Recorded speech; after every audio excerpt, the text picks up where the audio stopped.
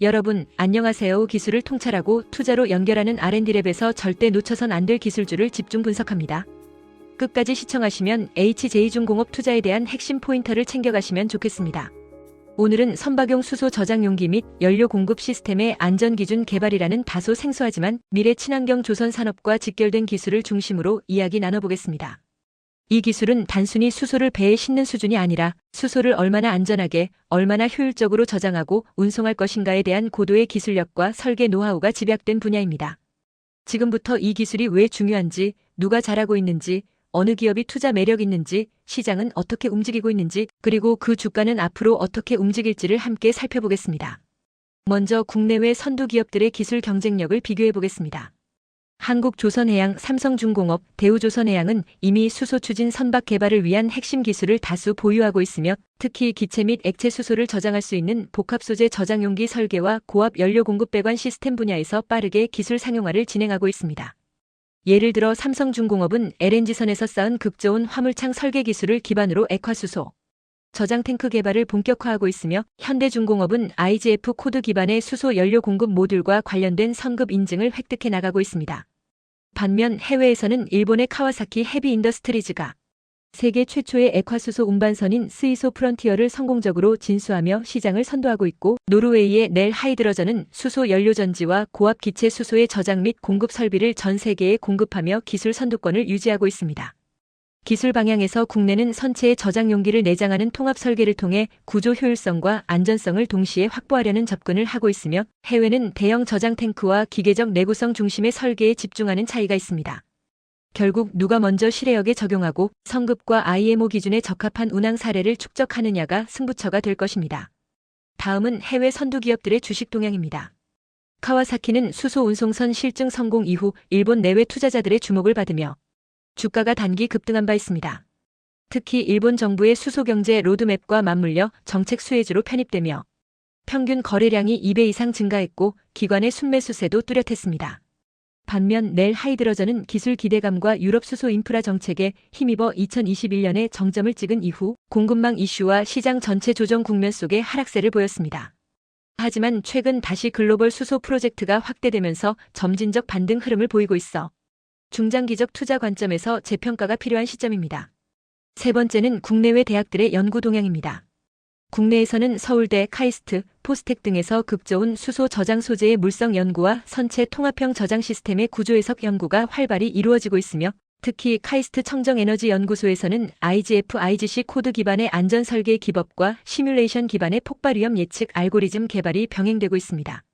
해외에서는 MIT, 델프트 유니버시티 오브 테크놀로지, 토키오 인스터투트 오브 테크놀로지가 각각 소재, 시스템 설계, 공정 안전 관점에서 수소 선박용 기술 개발을 주도하고 있으며 이들 기관의 논문과 기술 보고서는 국제 성급 기준 수립에도 활용되고 있습니다.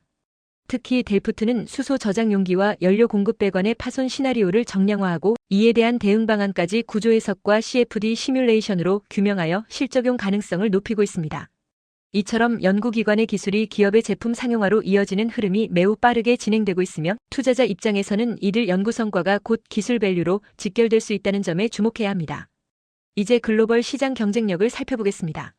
현재 선박용 수소 저장 및 연료 공급 시스템 시장은 초기 단계이지만 IMO의 2050년 탄소 중립 전략과 유럽연합의 친환경 선박 의무 도입 로드맵에 따라 급속도로 확대되고 있습니다.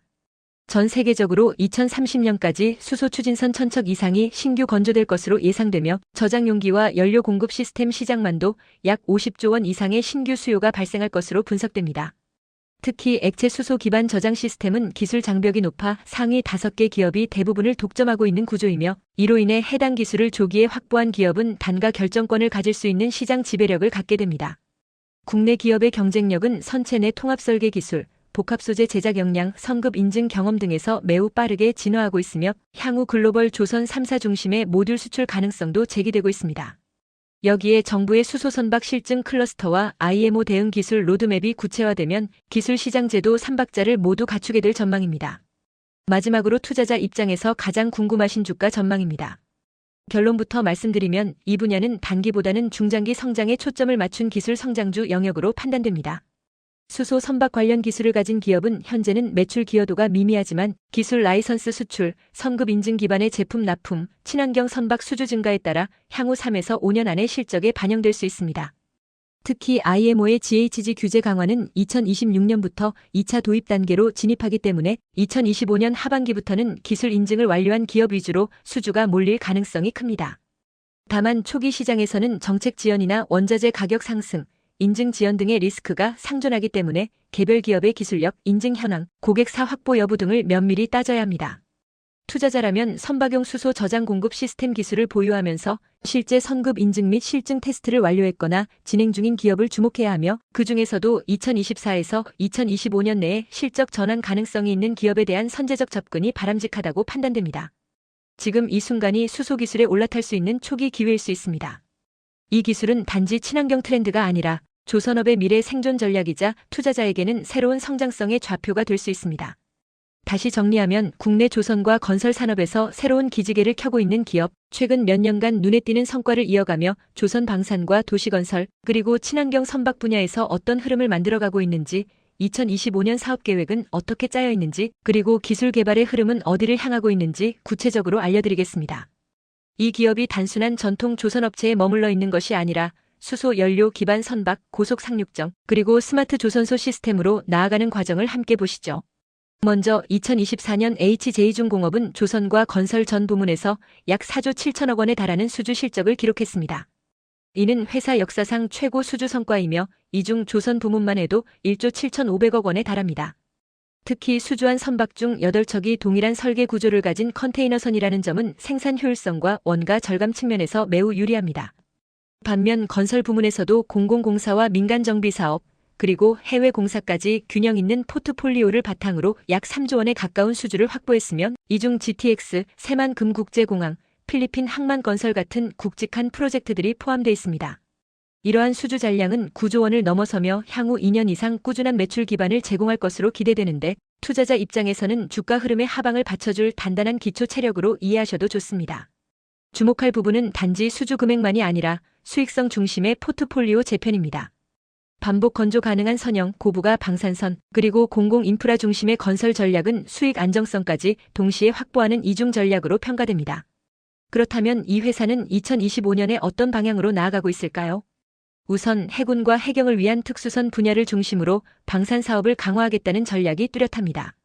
실제로 2025년 메덱스 해양방산 전시회에 참가하여 고속 상륙정, 독도함, 마라도함 등 대표 함정을 선보일 계획이며 이는 중동과 동남아시아 방산 바이어와의 수출 상담으로도 이어질 가능성이 큽니다. 특히 공기부양 기술을 활용한 고속 상륙정은 저수심갯벌도서 지역에서도 운용이 가능하기 때문에 전술적 가치가 높고 우리나라뿐 아니라 동남아 해군에게도 매력적인 무기로 평가받고 있습니다. 두 번째로는 친환경 선박과 미래 에너지 전환 시장을 겨냥한 기술 개발입니다. LNG 추진선, 벙커링선 등 IMO 환경 규제에 대응할 수 있는 친환경 선박 기술 확보에 나서며 조선소 내 디지털 생산 관리 시스템과 연계된 스마트 조선소 구축에도 투자를 확대하고 있습니다. 이는 단순한 건조 기술을 넘어서 유지보수 업그레이드가 가능한 MRO 기반의 수익 구조 확장까지 염두에 두고 있는 전략입니다. 세 번째, 건설 부문에서는 단기 수익 중심보다는 장기 도시 정비와 공공 인프라를 중심으로 리스크 분산을 노리고 있습니다.